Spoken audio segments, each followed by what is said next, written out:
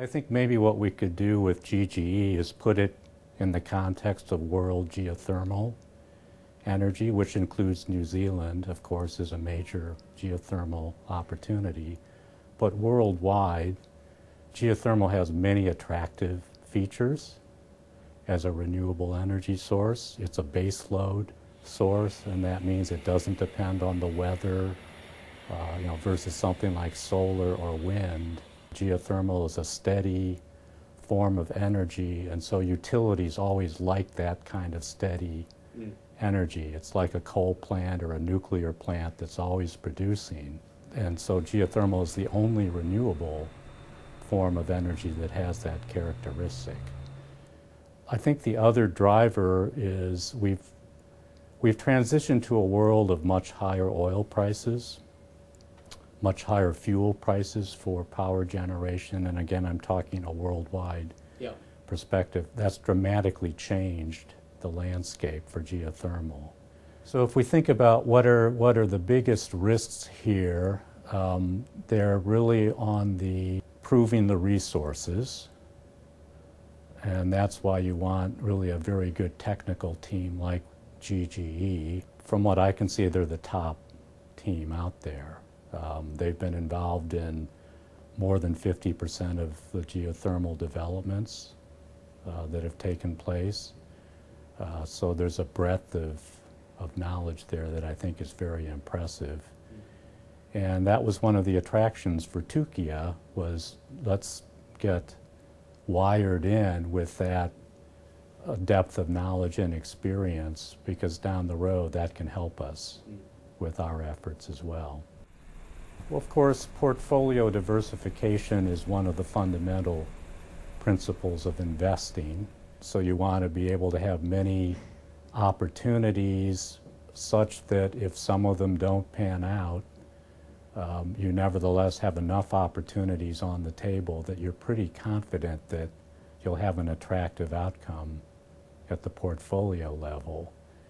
And I think what's powerful about the GGE approach is they have that breadth across many projects, different parts of the world, different jurisdictions in terms of what the energy sector is requiring.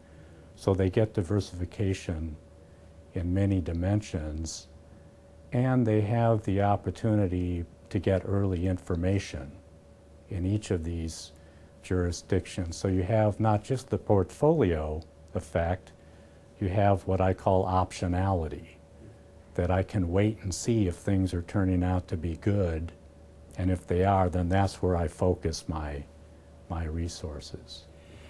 So you have really both of those aspects working in our favor. I think the GGE team is a very capable, knowledgeable team in terms of how the finances have to work here. And their incentive is actually that they don't really get a payout until the limited partners, which the Tukia shareholders will be limited partners in this, until they get their return, the GGE principals don't earn their return. So there's a very strong alignment of incentives here.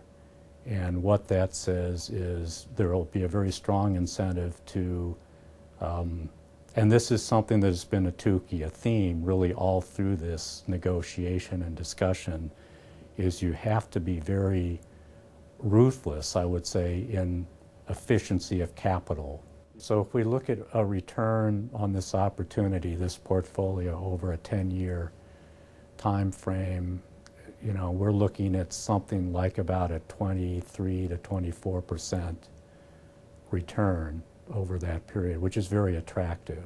That would be upper quartile of most every kind of opportunity I've looked at in my career. And I think there are many reasons why it's up there.